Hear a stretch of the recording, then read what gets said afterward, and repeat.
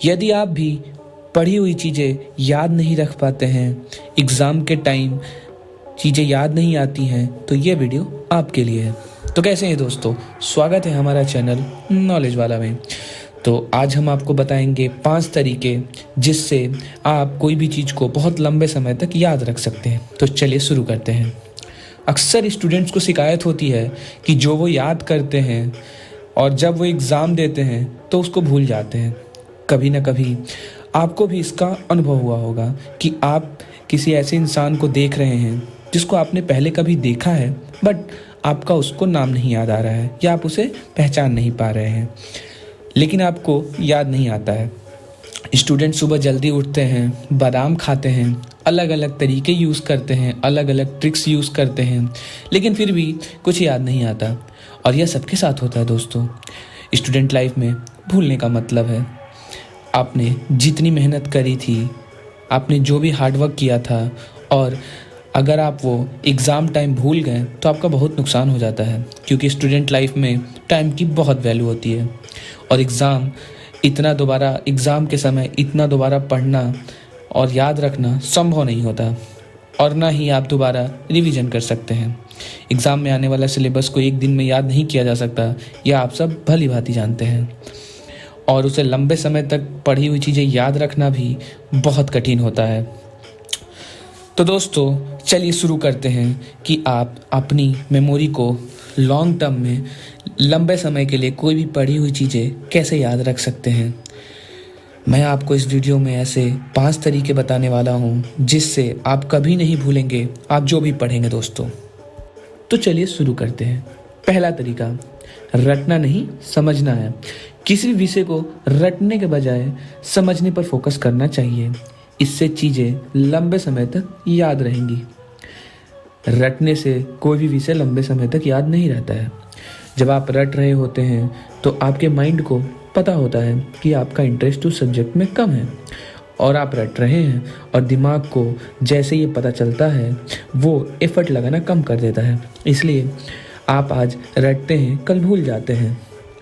पढ़ते समय इस बात को बहुत ध्यान दीजिए कि रटना नहीं है, आपको उस चीज़ को समझना है और 100% एक्टिव रहना है। तो दूसरे तरीके पर चलते हैं दोस्तों। बार बार पढ़िए कोई भी सब्जेक्ट, क्योंकि कोई भी सब्जेक्ट एक बार में समझ आ जाए या याद हो जाए ये ज़रूरी नहीं है, और ऐसा होता भी नहीं है।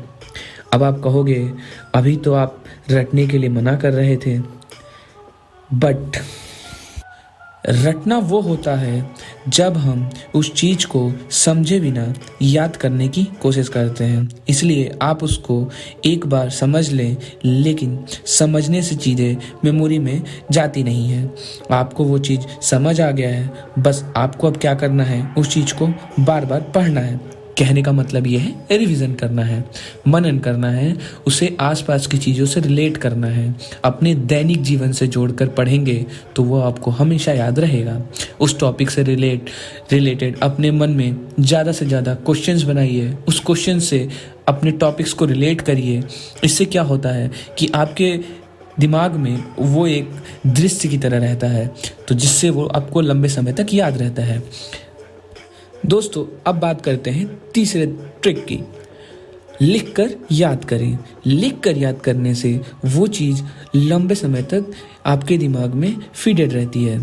पढ़कर याद करने से हो सकता है कि आप उसको उतने लंबे समय तक याद ना रख पाए। मैं आपको बताता हूँ ऐसा क्यों होता है। दोस्तों जब हम लिख कर कोई चीज़ को याद करने या समझने की कोशिश करते हैं तो क्या होता है कि हमारा दिमाग और हाथ दोनों एक साथ एक टॉपिक पे फोकस है। इससे क्या होता है, हमारा कंसंट्रेशन लेवल बहुत बढ़ जाता है, जिससे क्या होता है वो चीज़ आसानी से हमें समझ में भी आती है और याद भी रहती है, और लिखने से वो दिमाग में बहुत लंबे समय के लिए फीड हो जाती है। इसलिए लिख कर हमेशा याद करें। अब बात करते हैं चौथे ट्रिक की।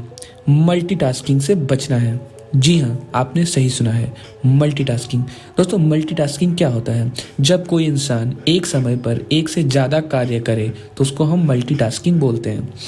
कभी कभी क्या होता है कि हम एक दो चीज़ों को साथ में करते हैं। इससे कोई भी चीज़ नहीं हो पाती है। जैसे अगर हम पढ़ाई कर रहे हैं, हम सोचते हैं क्रिकेट मैच भी देख ले साथ में, बट ना हम क्रिकेट मैच ही अच्छे से देख पाते हैं और ना ही पढ़ पाते हैं। इसीलिए मल्टीटास्किंग से बचें, क्योंकि जब हम एक साथ बहुत काम करते हैं तो रियल में हम कुछ भी नहीं कर पाते हैं और अपना समय बर्बाद करते हैं। इसीलिए हमेशा ध्यान रखें कि कोई भी काम करें तो उसमें अपना 100% दें। अब बात करते हैं पांचवें तरीके की, विजुअल कॉन्सेप्ट्स। दोस्तों, विजुअल कॉन्सेप्ट्स क्या होता है? इससे क्या होता है, हमारी मेमोरी और बातें याद रखने की कैपेबिलिटी या क्षमता बहुत समय के लिए बढ़ जाती है। जैसे हम कोई भी चीज़ को एक स्टोरी की तरह अपने दिमाग में रखें। अगर आप कुछ भी याद कर रहे हैं, आपने केमिस्ट्री में देखा होगा कि हम रसायन फॉर्मूले को बहुत समय के लिए याद रखने के लिए हम उसको एक कोई स्टोरी की तरह याद कर लेते हैं या कोई एक पंक्ति की तरह याद कर लेते हैं, तो वो हमें बहुत लंबे समय तक याद रहता है। इसीलिए विजुअल कॉन्सेप्ट भी उतना इंपॉर्टेंट है। दोस्तों, ये तो हो गए हमारे आज के 5 ट्रिक, बट मैं आपको एक बोनस टिप देना चाहता हूँ। जैसे दोस्तों, आपने एक चीज़ कॉमन नोट किया होगा इन 5 पॉइंट में, जो कि है कंसंट्रेशन। दोस्तों, कंसंट्रेशन और डिसिप्लिन ये सबसे इम्पॉर्टेंट पॉइंट थे जो हमने 5 में बात किया। क्योंकि अगर आप डिसिप्लिन नहीं रखेंगे किसी भी काम में तो वो चीज़ बहुत दिनों तक नहीं रहती है। और एक डिसिप्लिन पर्सन और एक कंसंट्रेटेड पर्सन के लिए कोई भी चीज़ याद करना या फिर समझना या उसको किसी भी चीज़ को फॉलो करना बहुत ही आसान हो जाता है। इसीलिए हमेशा कंसंट्रेटेड रहें और डिसिप्लिन्ड वे में कोई भी काम को करें। जैसे अगर आपने आज कोई काम शुरू किया है तो ये नहीं कि 4 दिन बाद उस काम को करना बंद कर दें। इसीलिए चाहे तो थोड़ा थोड़ा ही करें, लेकिन रेगुलर बेसिस पे करें। इसी के साथ अगर आपको ये वीडियो पसंद आया है तो वीडियो को लाइक करें, शेयर करें अपने दोस्तों को भी, और चाहते हैं अपने जिसको भी इस वीडियो से फ़ायदा पहुँचे। इसी के साथ जय हिंद, जय भारत।